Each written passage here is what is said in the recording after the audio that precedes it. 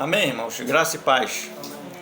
A gente vai dar continuidade, né? Vamos começar nosso estudo aqui no Campinho, região do Campinho, Praça Seca, avançando no que a gente tem já compartilhado aqui na Assembleia do Campinho, né?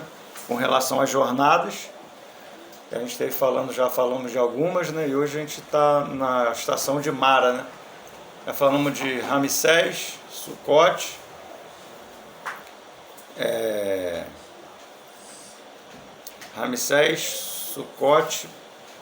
Etã, Pi-Hairote, e agora vamos estar falando de Mara, né? Mais uma estação.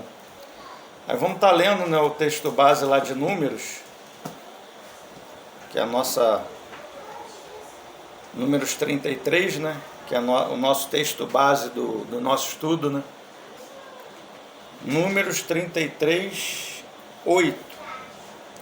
É o nosso texto base desse estudo das jornadas, né? Números 33, 8. Que é o versículo que vai falar justamente dessa estação de Mara. E fala assim, ó: e partiram de Pi-Hairote, passaram pelo meio do mar ao deserto, e depois de terem andado caminho de 3 dias no deserto de Etã, acamparam-se em Mara. Né? Então a gente vê aqui que esse versículo aqui, né, aqui em Números, ele está resumido, né? E lá em Êxodo 15 a gente vai ver essa estação de Mara mais esmiuçada, né, mais explicada.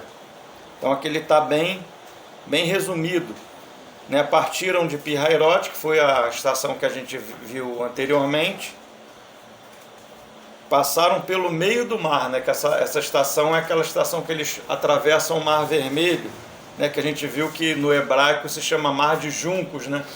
Que equivale uma alegoria no Novo Testamento do batismo nas águas, né? Então por isso que fala aqui, né? Partiram de Pi-Hairote, passaram pelo meio do mar, né? Que essa estação fala dessa parte do batismo, né?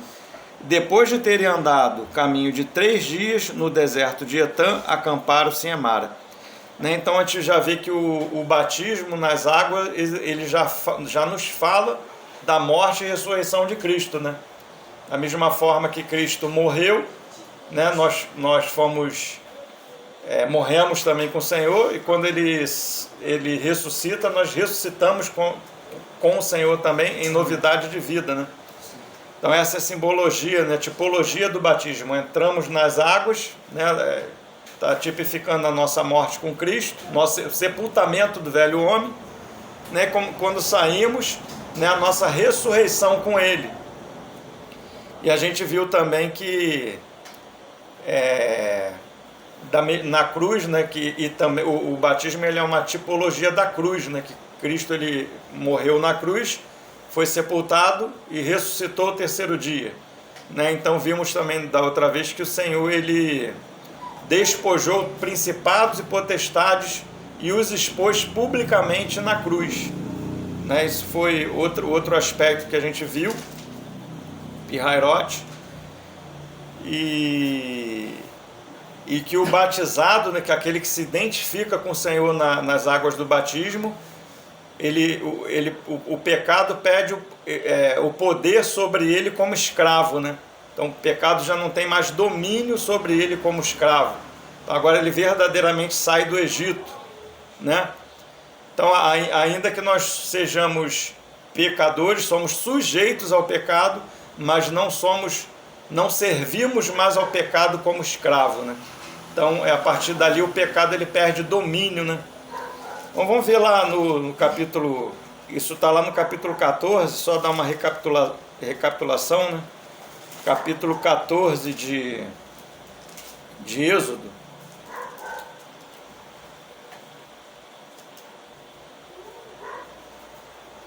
É 25, versículo 25.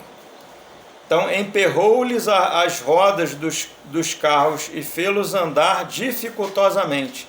Então disseram os egípcios: fujamos da presença de Israel, porque o Senhor peleja por eles contra os egípcios. Né? E ali no meio do mar, né, aqui no 23, os egípcios que os perseguiam entraram atrás deles, todos os cavalos de Faraó e seus carros e os seus cavalarianos, até o meio do mar.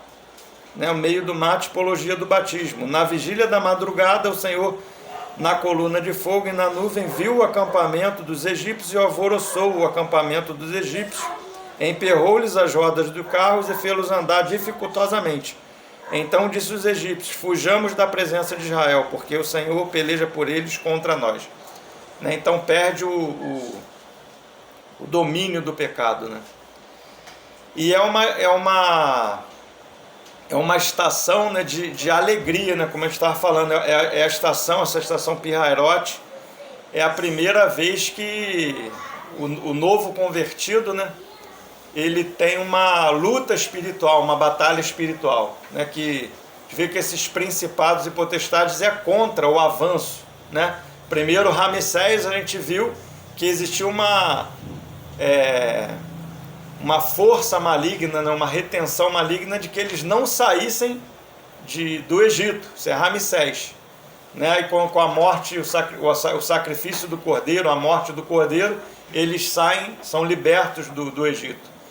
Então, a partir daí, né, os egípcios vêm atrás deles para impedir que eles avancem. Agora já não é que saiam mais do Egito, mas que eles avancem. Então, nas águas do batismo, né, principado e potestade são despojados. Né?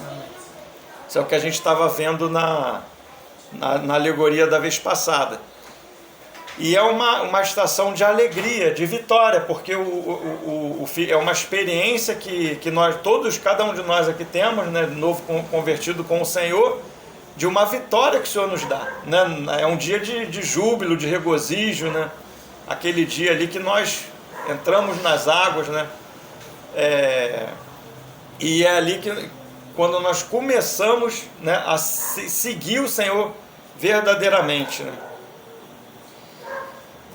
Uma coisa que eu queria chamar a atenção, já comentei também da vez passada, vou comentar novamente, em Números 33:8, fala que o versículo que a gente acabou de ler, né, fala que partiram de Pihairot, passaram pelo meio do mar, no deserto, e depois de terem andado o caminho de 3 dias, no deserto de Etã, acamparam-se em Mara.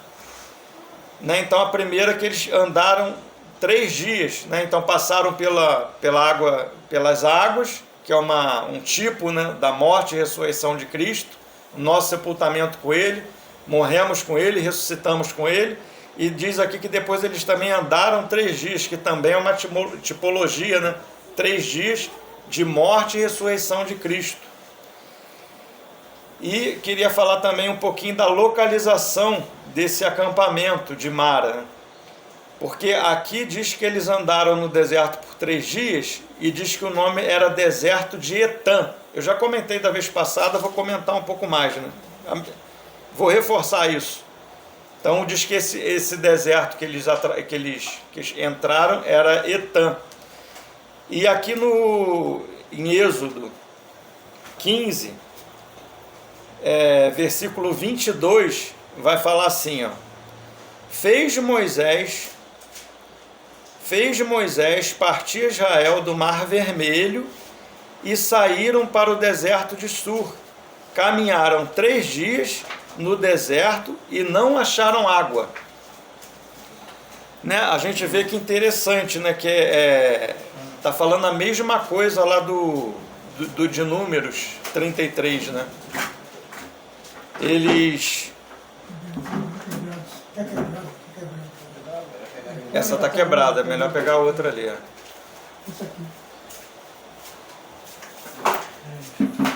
Amém. Amém. Então, interessante, né? A gente vê que aqui E a gente está lendo, irmãos, agora Êxodo 15, versículo 22. Êxodo 15, 22, que vai falar assim, ó: fez Moisés partir Israel do Mar Vermelho, né, a mesma coisa que a gente estava lendo no Números 33, 8, que a gente leu também. Número 33, 8. Só que número 33, 8 vai falar que eles andaram por 3 dias no deserto de Etã. Aqui vai falar que eles andaram 3 dias também no deserto de Sur. Caminharam 3 dias no deserto e não acharam água, né? Então, assim, só para esclarecer, parece que tem uma divergência, né? Em Números 33 fala deserto de Etã e aqui em Êxodo fala deserto de Sur. Mas é o mesmo deserto, né? Porque Sur, essa palavra Sur fala dos beduínos, né? Aqui, se a gente vê aqui no mapa, tem até escrito assim, ó, caminho dos beduínos, lá em cima. Caminho de Sur, quer dizer. Então, o que significa caminho de Sur? É o caminho dos beduínos, né? E esses beduínos, eles eram beduínos edomitas. Era uma região ali que os edomitas andavam ali nesse deserto, né? Quem não sabe quem são os edomitas, são a descendência de Esaú, que era irmão de Jacó, né? Eram gêmeos, nasceram 2 filhos, Esaú e Jacó. Jacó nasceram os 12 filhos que depois mudou o nome de Jacó para Israel, né? Que se formaram as 12 tribos de Israel, foram para o Egito, né? Tem a história toda, resumidamente, acabaram sendo escravos lá no Egito. E Esaú foi o outro filho de Jacó também, que deu origem aos edomitas, que morou para o lado do Monte Seir, mas ele dominava toda essa parte ali do deserto. Inclusive, essa origem, né, depois a gente vai ver, numa outra jornada a gente vai ver com um pouco mais de detalhe isso. Hoje, aqui no mapa, se a gente vê, o que eles chamavam de Mar Vermelho naquela época, hoje a gente chama de Golfo de Suez. Mas em hebraico era Yam Sof, que é Mar de Juncos. Isso é no hebraico, na época, né, dos hebreus, era Yam Sof, né, Mar de Juncos. Mas é o mesmo mar. E tinham alguns povos ali que eles chamavam também esse mar de Mar de Edom, né, ou Mar de Eritreia. E justamente esse Edom, ele era ruivo, o Esaú, ele era ruivo. Quando a gente lê a história de Esaú, a gente vai ver que ele era avermelhado, ruivo, né? E por isso que deram o nome de Edom, né? Esaú, Edom, que vem de vermelho. Por isso também deu o nome desse mar de Mar Vermelho. Por deserto de Etã, né? Ou que é uma palavra egípcia, que é a mesma coisa que Edom. É o mesmo deserto. Caminho de Sur, que eram os beduínos edomitas que dominavam ali. Então, por isso que às vezes a gente vai ver deserto de Etã, deserto de Sur, mas faz parte do mesmo, é o mesmo deserto, né? Não tem contradição. É a parte que os beduínos apacentavam os rebanhos deles, né? E eles descem essa estação de Mara. Eles começam a descer, né, esse caminho do Sinai, direção ao Sinai. Na outra estação também eu tinha comentado que as últimas 3 estações que a gente estudou, Sucote, Etã e Pi-Hairote, que elas eram estações de fronteira, né, estação de fronteira. Então chegaram em uma e ficaram ali nessa fronteira, ali 3 estações. Pi-Hairote eles sobem, né? Eles retornam, retrocedem. E agora eles descem de novo para Etã. Só que agora, eles realmente em Etã, eles entraram para o deserto. Por isso que fala, andaram um caminho de 3 dias no deserto. Agora eles começam a jornada verdadeiramente no deserto. Antes eles estavam no Egito, Ramsés, e nas Sucote, Etã e Pi-Hairote, eles estão na borda do deserto, na fronteira, né? Então tu vê o que faz a fronteira do Egito realmente com o deserto é passar pelo mar, que é a água do batismo, né? Então a gente estava comentando aqui antes dos irmãos chegar, que os irmãos não estavam aqui, chegaram agora, né? que o batismo, né, essa travessia pelo Mar Vermelho é uma alegoria no Velho Testamento do batismo. Né? Então fala que eles passaram pelo meio do Mar Vermelho, é uma alegoria do quando a gente é batizado. Né? Então essa é uma fronteira. Você estava no mundo e a partir das águas do batismo, agora você não está mais no mundo. Se agora outro aspecto, né, do batismo se declara publicamente para principados e potestades, né, para os homens, para a igreja e para principados e potestades, que agora você é do Senhor.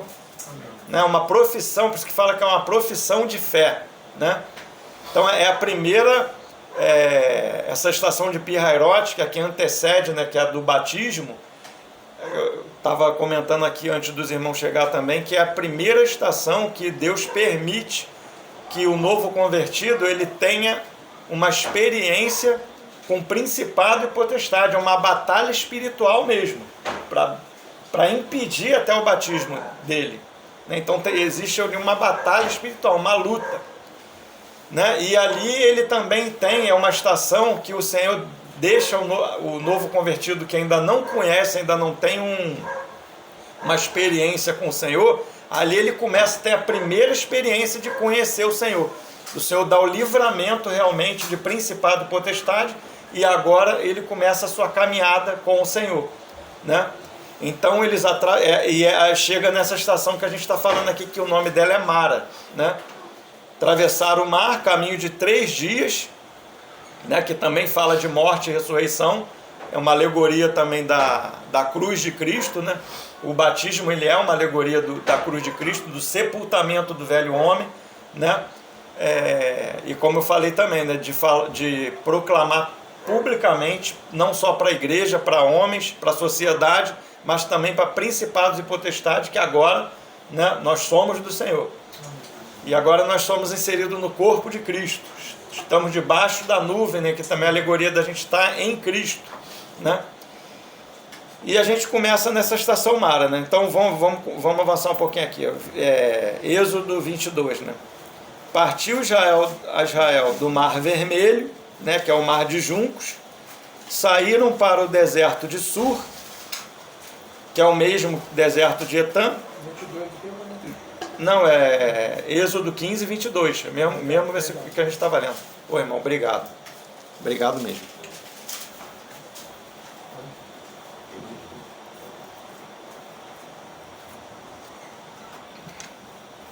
É Êxodo mesmo versículo que a gente estava, que a gente vai continuar. Êxodo 15, 22, né? Fez Moisés partir já... Ah, tá bom, estou aguardando. 15, 22.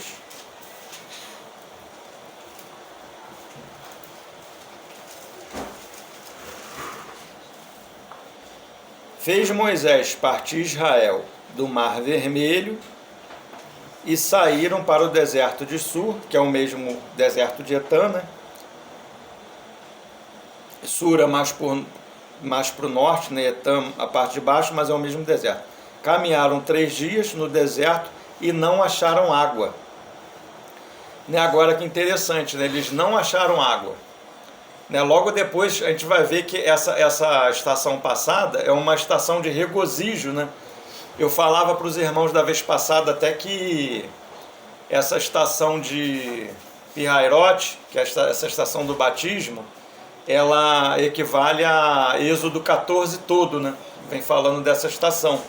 E Êxodo 15 é o cântico de Moisés, que é um cântico, né, eles começam a cantar exaltando Deus, se os irmãos quiserem ler depois com detalhe em casa. Né?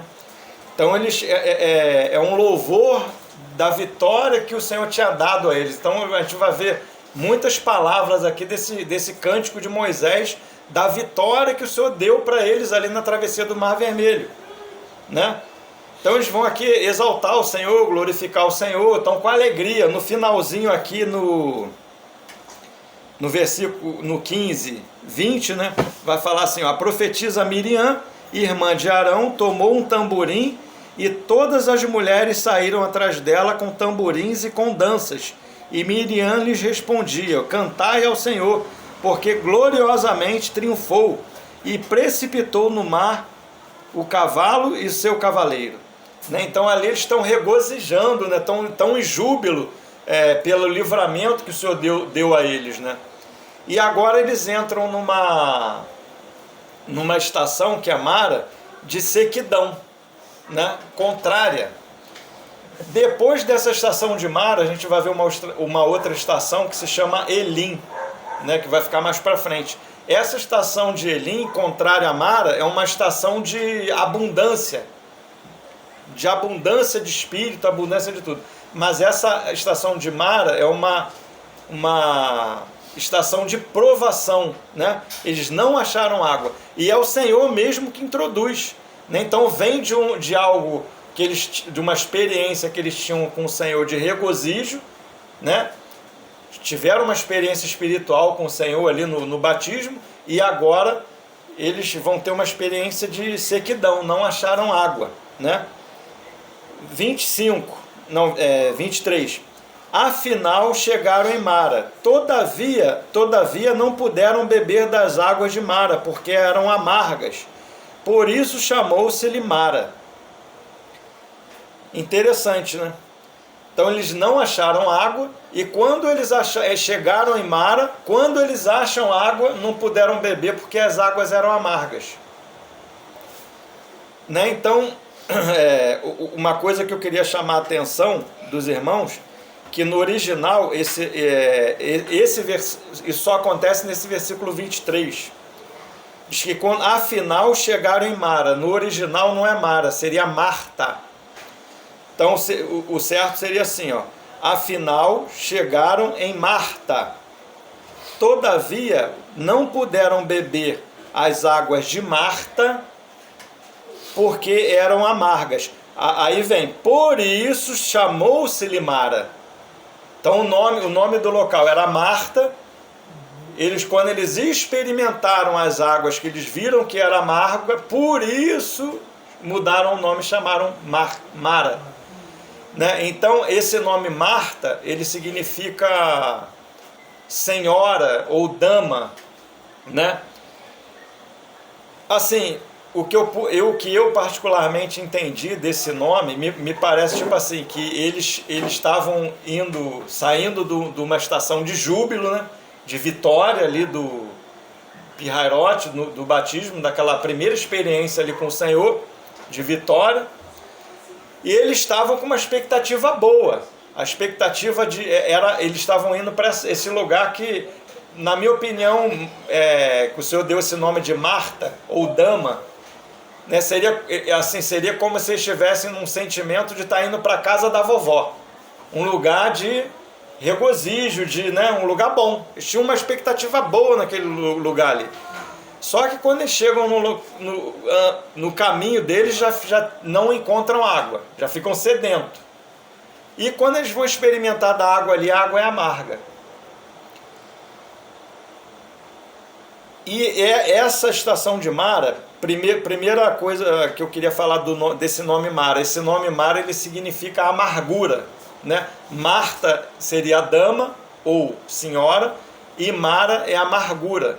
Não chegaram no lugar que aparentemente para eles tinham uma expectativa de ser um lugar agradável, e agora eles veem que esse lugar tem águas amargas, né? E a água, se a gente quando a gente estuda nas escrituras, a gente vê que a água nas escrituras, ela sempre fala do Espírito, né? Fonte de águas vivas, né? Rios de água viva vão fluir do seu interior, né? Tá falando do Espírito Santo. Só que essas águas aqui, elas eram amargas.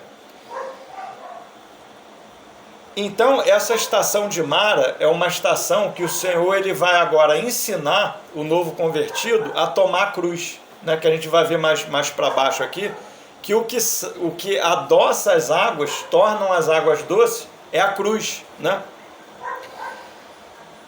E eu queria ler assim, avançar mais um pouco, para a gente esmiuçar esse assunto, o livro de Ruth 1, andando mais para frente, aí você vai... Mais para frente vai ver Juízes, depois de Juízes. Vai andar Êxodo, Números, né? Josué, Juízes e Ruth. Ruth 1. Só para a gente confirmar esse nome Mara, essa amargura, né? Porque a gente às vezes pensa que, né, quando a gente é novo convertido, poxa, agora eu conheci o Senhor, tive uma experiência com o Senhor, me entreguei minha vida para o Senhor, então a partir de agora, né, as experiências que eu vou ter vão ser só experiências boas, só alegria. Né, vou receber um emprego melhor, vou ficar rico, comprar um carro importado, vou melhorar de vida, vai ser tudo mil maravilha. Né? E uma das primeiras coisas que o Senhor ensina, logo no início da caminhada, que vão ter águas amargas. Né?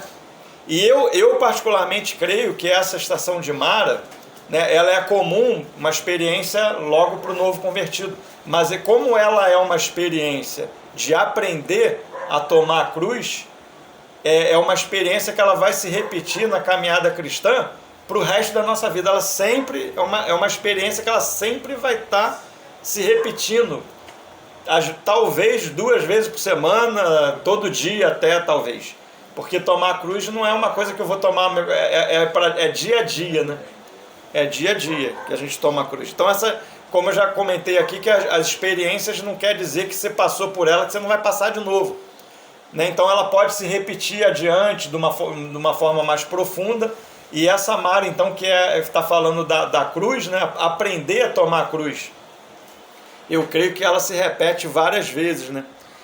E a gente pensa que às vezes essa amargura, essa experiência negativa, que foi o inimigo, né? Pô, caramba, a experiência negativa foi. Mas não, a gente vai perceber que é o Senhor mesmo que nos deixa passar por essa experiência. Por que o Senhor deixa a gente passar por essa experiência de amargura? Justamente para a gente aprender a tomar a cruz. Porque se a gente só tem alegria, né, só coisas boas, você não vai aprender a tomar a cruz. Então o Senhor, Ele nos experimenta. A gente também vai ver que que a experiência de amargura é uma provação também do Senhor. O Senhor, Ele está nos provando. Toda experiência de amargura é provação do Senhor.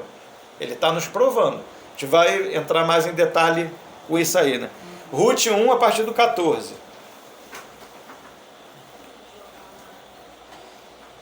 Então a gente sabe que aqui o livro de Ruth, né, vai nesse primeiro capítulo aqui, vai falar a história de Noemi, Ruth, Orfá, né, que elas moravam em Belém. Essa palavra Belém, ela significa casa do pão. A palavra Belém, ela significa casa do pão, é a tradução, né? O significado de Belém, casa do pão. Então a gente vai ver que teve fome em Belém, justamente na casa do pão teve fome. E Noemi sai com o marido dela e com os filhos. Ela tem 2 filhos, deixa eu ver aqui o nome dos filhos aqui. Malom e Quilom. Malom significa, eu anotei aqui, ó, doença, aflição e cansaço. Esse é o nome do filho dela. Quilom, desfalecimento, fraqueza e destruição. Só coisa pesada. Esse é Malom e Quilom. Então a gente vê que elas saíram, teve fome lá. Eles eram judeus, né? Tanto Noemi, os filhos e o marido, eles eram judeus. E teve fome lá, eles saíram. Foram para Moabe. Né? Esse é o sentido da história. Chegando lá, primeiro, o marido dela morre. O marido de Noemi morre. Então ela fica por lá, em Moabe, né? É um povo pagão, né? Sabe que os moabitas são um povo pagão. Os filhos delas acabam se casando lá. Um casa com Orfá e o outro casa com Ruth. Passado mais um tempo, esses 2 filhos dela também morrem. E ficam as 3 viúvas, Noemi, Orfá e Ruth. Então esse é o sentido da história. E agora Noemi decide voltar para Judá, né? Para Belém, para a casa do pão. Né? Então esse é o sentido. Quando a gente sai da casa do pão, o sentido é ter morte. Na verdade, elas nunca deveriam ter saído de lá. Né? Então quando saíram, morreu o marido, morreu os filhos. Né? Então eles se casaram com mulheres gentias, né? Moabitas. Ruth era moabita e Orfá era moabita. Eu acho que Orfá era de outro povo, se eu não me engano. Ou era moabita também. Não, acho que Orfá era de outro povo, não era Ruth que era moabita. Então, sabendo agora desse contexto, vamos ver aqui do 14. Então De novo choraram em voz alta. Orfá, com um beijo, se despediu de sua sogra, porém Ruth se apegou a ela. Então Noemi decide voltar e ela fala para as suas noras ali, né? Para que elas voltassem para a casa dela, dos pais dela, para os deuses dela, né? Que elas eram moabitas, tinham outro, não era o mesmo Deus dos judeus, né? E Orfá automaticamente se despede dela e volta para a vida dela antiga. Ruth se apega a ela, né? Ruth quer voltar com ela para ajudar, para a casa de pão, né? Para Belém. Então é isso aqui que a gente está, esse contexto aqui, né? Disse Noemi: eis que tua cunhada voltou ao seu povo, que é Orfá, né? E os seus deuses. Também tu volta após a tua cunhada e aos teus deuses também. Disse, porém, Ruth: não me instes para que te deixe, não me obrigue a não seguir-te, porque aonde quer que fores, irei eu, e onde quer que pousares, ali pousarei eu. O teu povo é o meu povo, o teu Deus é o meu Deus. Onde quer que morreres, morrerei eu, e aí serei sepultada. Faça-me o Senhor o que bem lhe aprouver. Se outra coisa que não seja a morte me separar de ti. Vendo, pois, Noemi que de todo estava resolvida a acompanhá-la, deixou de insistir com ela. Então Ruth volta para Judá, né, para Belém com Noemi. Então agora estão chegando na cidade, né? Estão chegando lá na cidade. Vendo, pois, Noemi... 19. Então ambas se foram até que chegaram a Belém. Sucedeu que ao chegarem ali, toda a cidade se comoveu por causa delas. E as mulheres diziam: não é essa Noemi? Porém ela lhes dizia: não me chames Noemi, chama-me Mara, porque grande amargura me tem dado o Todo-Poderoso. Tá vendo? E Noemi, esse nome Noemi significa minha delícia, ou prazerosa, aquela que tem prazer, delícia, né? Então chamaram, não é essa Noemi? Ela, não me chame Noemi, me chame de Mara. Então está aqui o Mara, porque o Todo-Poderoso me colocou em amargura, né? Então essa palavra Mara, ela significa amargura, e aqui ela estava numa prova do Todo-Poderoso. Essa era uma prova para ela, né? Uma coisa que eu queria chamar também a atenção aqui dos irmãos nesse livro de Ruth, assim, os irmãos parece até que não tem muito a ver com o assunto, mas eu creio que depois vai até ser bom para o estudo dos irmãos nesse livro de Ruth. A gente não está estudando Ruth, mas assim, eu queria pegar alguma partezinha aqui que depois a gente vai, mais para frente, vai entrar mais um pouco nesse assunto das águas amargas. E seria bom a gente entender isso. A gente vê que Ruth depois, ela ali em Judá, ela começa, eu acredito que a maioria dos irmãos conhece a história aqui, a respigar nos campos de Boaz, não é isso? Então ali ela vai ser uma serva de Boaz, que é uma figura do nosso Senhor, né? Boaz é uma figura de Jesus, do nosso Senhor. E Ruth, como ela é gentílica, ela é moabita, ela é uma figura da igreja gentílica, né? Então essa é a ilustração de Ruth, que vai casar com o Senhor, né? Então antes do casamento dela com Boaz, com o Senhor, ela está ali como serva, respigando ali nos campos de Boaz, na plantação de Boaz, né? Então eu queria chamar a atenção a algumas coisas nesse respigar aqui interessante.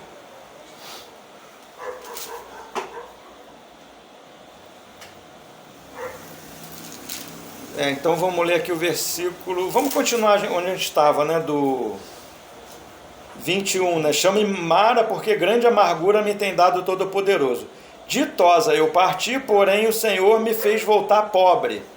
Porque, pois, me chamareis Noemi? Né? Ela pede para mudar o nome dela para Mara. Visto que o Senhor se manifestou contra mim e o Todo-Poderoso tem me afligido. Ela viu que aquela amargura ali era da mão do Senhor mesmo. Assim voltou Noemi da terra de Moabe, com Ruth, sua nora, a Moabita, né, que é uma figura da igreja gentílica, Ruth. Chegaram a Belém, a casa do pão, no princípio da cega da cevada. Isso aqui que eu queria chamar a atenção dos irmãos. Quando elas chegam lá em Belém, era o início da cega da cevada. Né? Quando a gente vai ver então a gente entende aqui que era início das festas das primícias. Porque quando chega na festa das primícias, do primeiro cereal que começa a dar lá em Jerusalém é justamente a cevada. Então a cevada, ela é uma figura da ressurreição de Cristo, porque as primícias falam de Cristo como o primeiro que se ofertou, né, quando está falando das ofertas de primícia, Cristo ele é o primeiro que se ofertou e o primeiro que ressuscitou com o corpo glorificado. Então o primeiro cereal que vem ali é a cevada, entende? Então aqui, quando a gente vai ouvir falar que ela estava respigando isso, ela estava respigando Cristo glorificado, ascendido ali. Era isso que ela estava buscando nos campos. E aqui no final, vai falar assim, ó, 22, capítulo 2, Ruth, capítulo 2, versículo 23. Assim passou ela a companhia das servas de Boaz, para colher até a cega da cevada, e do trigo se acabou e ficou com sua sogra. Então, o que Ruth respigava nos campos de Boaz? Trigo e cevada, certo? É isso que está na tradução dos irmãos? Ela respigava trigo e cevada, não é isso? Chegaram lá no início da colheita da cega da cevada, e ela respigava trigo e cevada. Só isso. Até aí. Outra coisa que eu queria ler agora com os irmãos, Deuteronômio 8, que a gente também vai ver isso. Deuteronômio 8.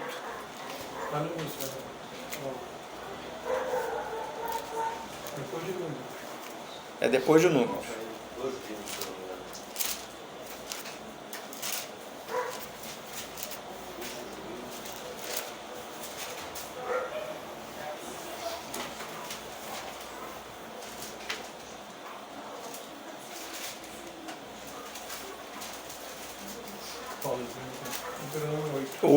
Capítulo 8, a gente vai ler a partir do versículo 6. Deuteronômio 8, a partir do versículo 6.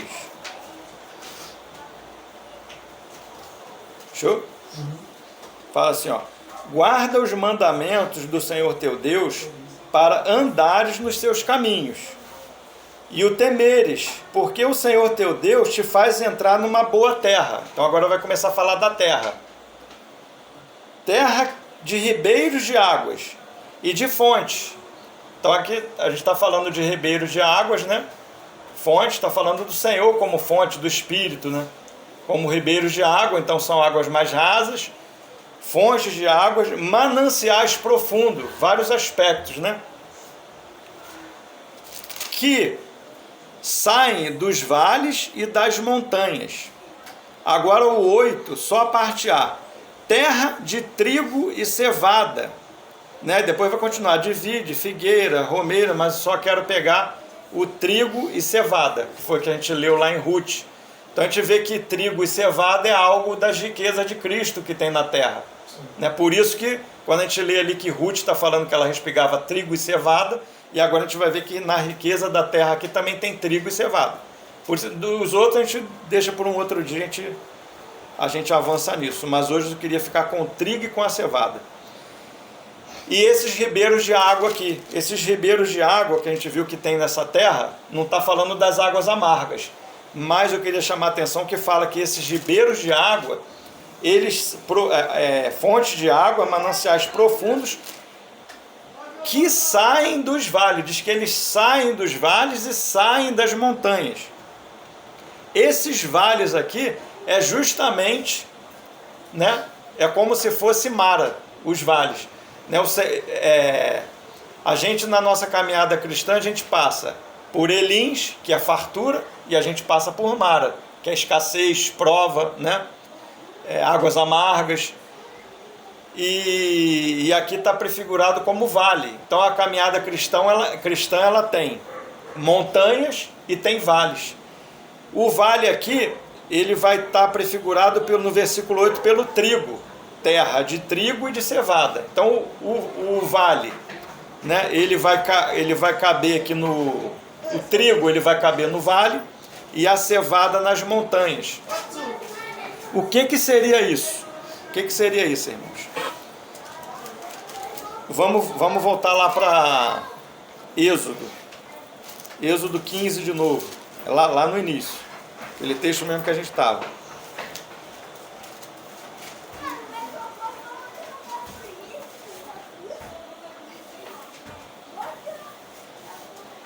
Qual Êxodo 15.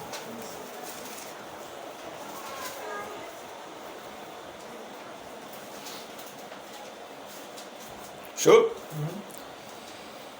Então agora a gente vai ler 23, né? Afinal, lembra do 22? Afinal chegaram em Marta, ou Mara, todavia não puderam beber das águas de Marta porque eram amargas, por isso chamou-lhe Mara. E o povo murmurou contra Moisés, dizendo: que havemos de beber? Então Moisés clamou ao Senhor, e o Senhor lhe mostrou uma árvore. Lançou a Moisés nas águas, e as águas se tornaram doces. Né? Então a árvore, ela é uma ilustração da cruz. Né? Então aqui a gente está vendo que o que torna as águas, né? Eu já tinha comentado isso, o que torna as águas doces é a cruz. E o que seria as águas amargas? Quando a gente, na nossa caminhada, a gente tem momentos de mistura. A água, por que ela não pôde ser bebida? Porque ela tinha mistura nela, por isso que ela era amarga. Né?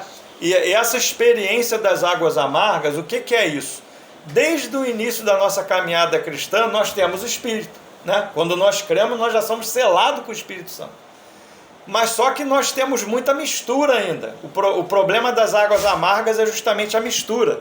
Nós temos problema com a nossa carne, problema do ego, a alma não tratada. E agora o Senhor ele quer nos ensinar a gente a avançar com a questão dessa mistura. Então a gente caminha misturado. Por isso que as águas elas são amargas. Quando o Espírito está fluindo, as águas é doce. Né? Quando você prova do Espírito e o Espírito mesmo ele está puro, é uma água doce que nos traz regozijo, a gente é cheio do Espírito, não é assim? Mas quando tem a mistura, a gente sente a amargura, né? Isso são experiências que a gente tem na nossa caminhada cristã e o Senhor deixa a gente passar por isso. Para quê? Para que a gente venha aprender a tomar a cruz. Né? A gente vê tipo assim, a gente passa por uma situação que a gente ora ao Senhor, né? E o Espírito atua ali, naquela oração ali, e o Espírito atua, a água doce ali, rapaz, resolveu o problema. Poxa, legal, uma experiência boa. Né? Diz que o louvor também, ele liberta. Então a gente está louvando ali o Senhor, está cheio de regozijo ali do Espírito, né? Então, nos enchemos do Espírito com louvor também, com a palavra de Deus mesmo. Né? Mas a questão da mistura é o seguinte, chega numa outra ocasião, a gente ali não está buscando Deus com pureza. A gente está buscando Deus misturado. Por exemplo, a gente acha, no início, muitas das vezes por a gente não ter entendimento, que o louvor ele é para nossa alegria. A gente está buscando Deus, a gente está louvando Deus, mas não é para glorificar o nome dele, para exaltar o nome dele, mas é para se alegar. Então às vezes você liga um louvor ali, rapaz, vou botar esse louvor aqui, que esse louvor me alegra. Então você escuta um louvor porque ele te alegra. Isso é a mistura da tua alma. Você está misturado com emoção. Ainda que, não estou falando que ter emoção é pecado, que ainda que a gente está, se a gente está em espírito, né, é natural que a gente tenha emoção. Por isso a gente não pode julgar. Ah não, o irmão teve emoção que ele está na carne, não é isso que eu estou falando. Né? Isso aí cada um julgue-se a si mesmo. Né? Porque é uma experiência que você busca o Senhor, por exemplo, você busca a face do Senhor porque você quer um emprego melhor. Você não está buscando o abençoador, você está buscando a bênção. Interesse próprio. Então isso é mistura da sua carne, da sua alma, né? Então é muito normal isso no início, né? A gente, poxa, mas rapaz, estou nervoso aqui, vou botar esse louvor aqui que esse louvor me acalma. Então tá querendo se desestressar, ou então tive um dia ruim e agora eu vou para a reunião, porque eu tive um dia ruim, não, só para a reunião. Você está buscando o teu bem próprio, não está buscando ao Senhor. Então você está misturado, né? Tá impura por isso que você fica seco, né? A água ela fica amarga para você. Isso é um aspecto, tá? Então isso pode acontecer na reunião, no nosso reunir.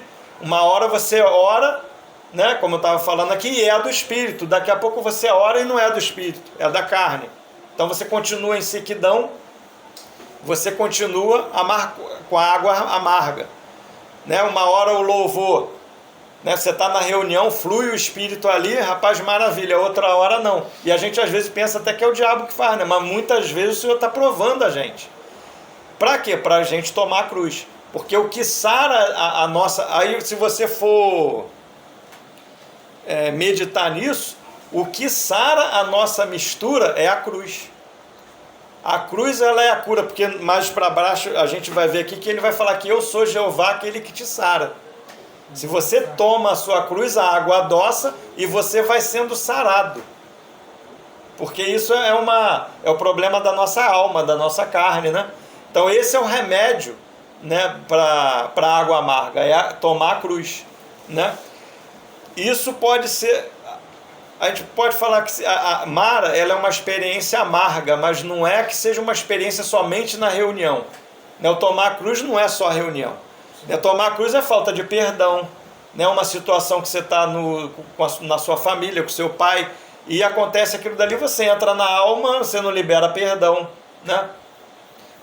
É um problema com o seu ego, você você não abre mão de algo, né? Você tem problema com o seu ego, com a sua alma, com os seus desejos. Isso tudo é água misturada, né? É água amarga. E é a água que o Senhor ele vai ensinar para a gente no nossa caminhada cristã, que nessa situação de amargura, né, se você está numa situação dessa, que não libera perdão, ou com problema com o seu ego, se o problema é na sua alma, não adianta louvor, não adianta orar, não adianta, a água ela continua amarga. É arrependimento e tomar a cruz. Aquele que quiser vir após mim, negue-se a si mesmo, tome a sua cruz, negue-se a si mesmo e me siga. Aquele que quiser. Quem não quiser, não tem problema nenhum, mas aquele que quiser, né? Então essa é a experiência de Mara, né? É uma experiência de amargura que o Senhor deixa a gente passar. Por quê? Para aprender a tomar a cruz, né? Para a gente poder aprender isso. Se a gente não passa pela amargura, se tudo é bom, a gente não tem necessidade da cruz, mas o Senhor deixa isso para a gente aprender a avançar com a cruz, né? Vamos avançar mais um pouquinho aqui.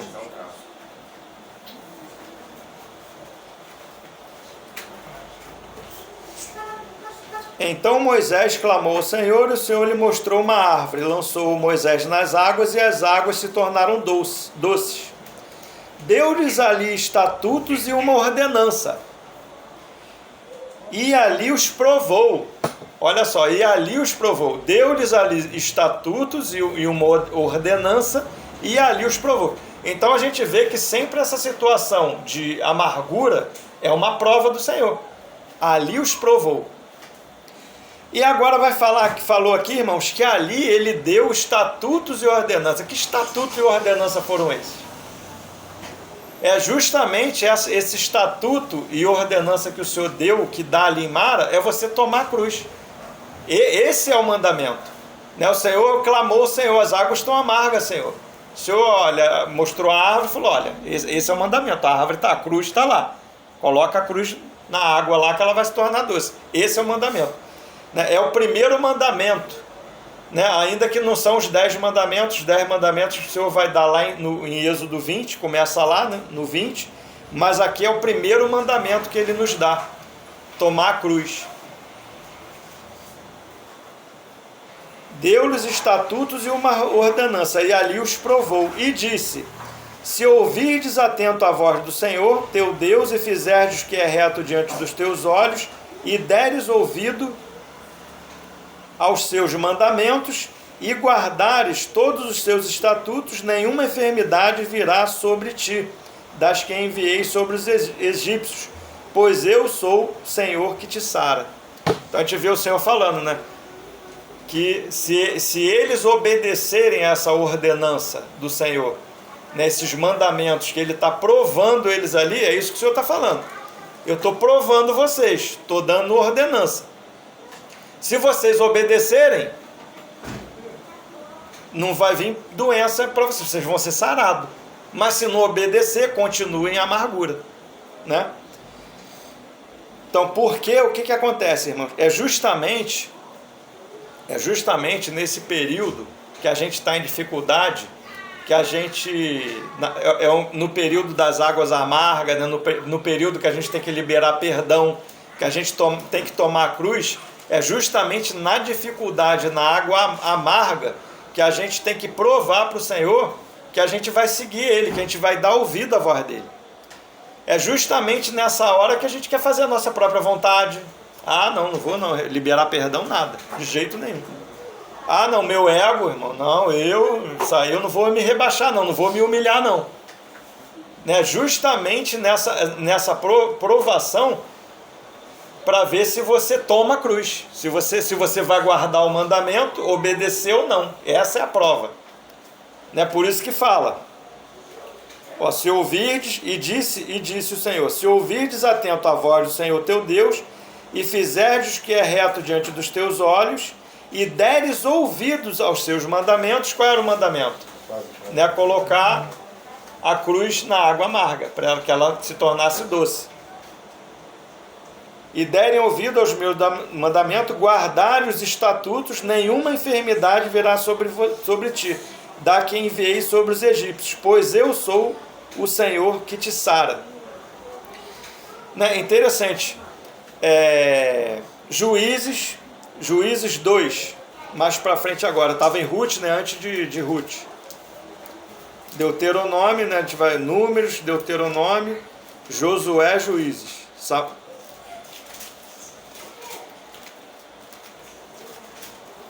Depois de Josué, mais para frente um pouquinho. A gente vai estar lendo esses dois versículos aqui, esses dois textos, vou estar... Juízes 2, a gente vai começar do versículo 1 até o 1, 2 e o 3. Depois a gente vai ler o capítulo 3 também, alguns versículos. E aí eu vou estar encerrando, vou deixar os irmãos para a gente estar ruminando. Isso é mais uma motivação, né? Por que o Senhor deixa, né, essas águas amargas, né? A gente passar por essas águas amargas, né? Que vai estar bem claro a parte espiritual, né? Ó, subiu o anjo do Senhor de Gilgal a Boquim e disse: do Egito vos fez subir e vos trouxe a terra que sob juramento havia prometido a vossos pais. Eu disse: nunca invalidarei a minha aliança convosco. Vós, porém, não fareis aliança com os moradores dessa terra. Antes derribareis os seus altares, contudo não obedecestes a minha voz. Que é isto que fizestes? Pelo que também eu disse: não os expulsarei de diante de vós. Antes vos serão por adversários, e os seus deuses vos serão por laço. Agora o 3 para a gente ter mais clareza disso, né? A partir do 1.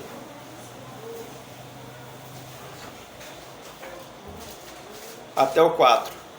Juízes 3, do 1 até o 4. São estas as nações que o Senhor deixou. Olha só para que ele deixou.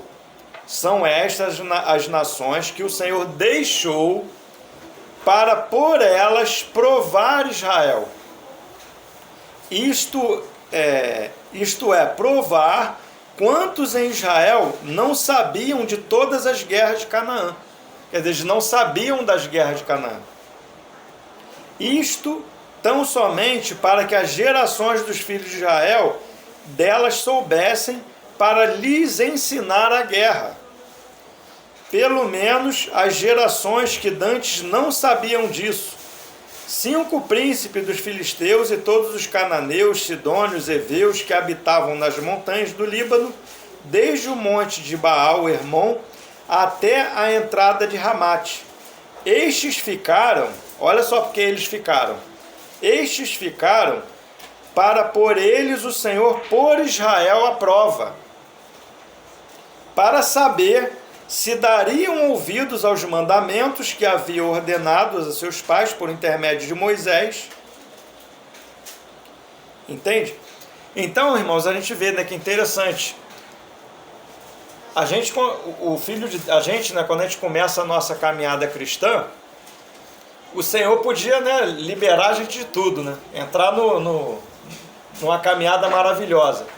Mas o Senhor, ele deixa algumas coisas para nos provar, né? Fala aqui, para nos provar se a gente vai dar ouvido ao mandamento ou não, né? Se a gente vai obedecer ele ou não, se a gente vai guardar o mandamento ou não, ou se a gente vai se juntar a eles, que nem falou aqui no 2,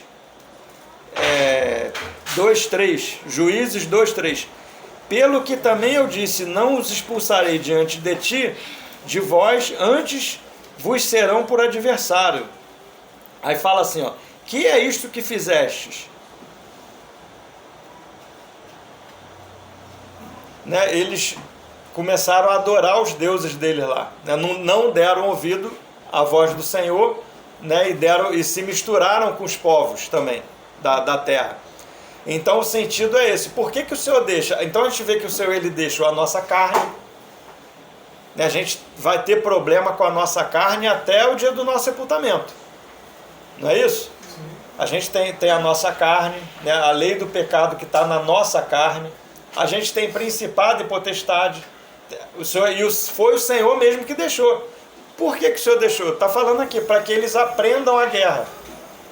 O Senhor, ele quer que a gente venha aprender as batalhas, né? Quando eu falei no início do estudo, teve uma hora que eu falei que o Senhor, assim que eles saem de Ramsés, né, eles não introduz direto na guerra, para que eles não vejam a guerra, né? Então eles podiam sair do Egito para Canaã rapidinho, mas eles iam passar pela terra dos filisteus, iam ver a guerra. Então o Senhor leva eles pelo deserto para eles não verem a guerra, é o cuidado de Deus, né? Mas só que agora, pouco a pouco, o Senhor vai introduzindo na guerra, né? Então o povo saiu escravo ali, todo atabalhoado, todo atrapalhado, aquele povo escravo, e agora o Senhor está formando um exército, né? Um exército que ele tem que saber marchar, todo mundo na mesma direção, né? Esse é o sentido de marchar. Até que todos cheguemos à unidade da fé. É todo mundo na mesma direção. Não é um querendo ir para um lado, outro querendo fazer de um jeito, outro não, mas é tudo cadenciado. Essa é a marcha. Fala para o povo, né? Já começa no batismo o Senhor a ensinar a marchar.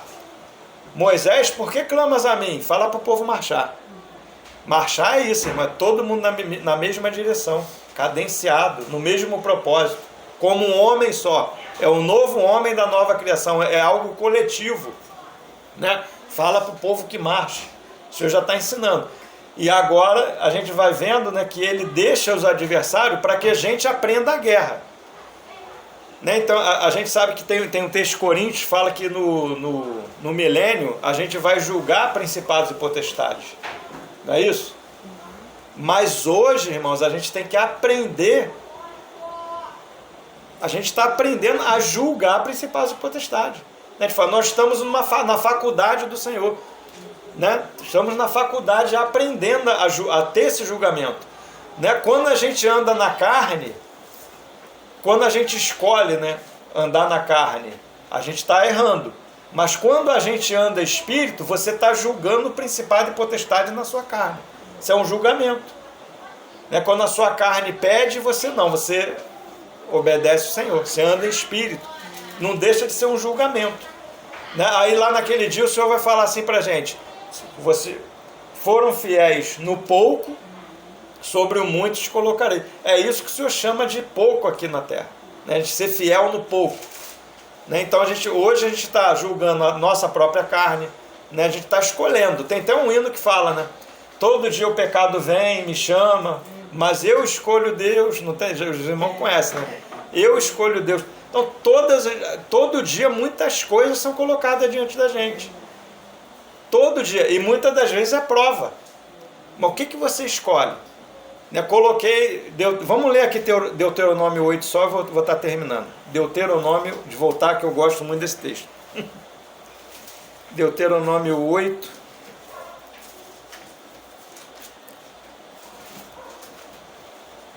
Um pouquinho mais para trás. Achou? É isso aí, Deuteronômio. Só que é o capítulo 8. Achou? Isso aí. Eu li a partir do 1.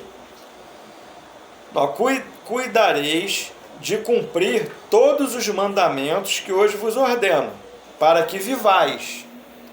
Cumprir os mandamentos para que vivais. Mas então a gente viu que tem a prova, né, para ver se a gente já cumpriu ou não. Guardar ou não o mandamento. Para quê? Para que vivais. Se não guarda, vai acontecer o quê? Gerar morte.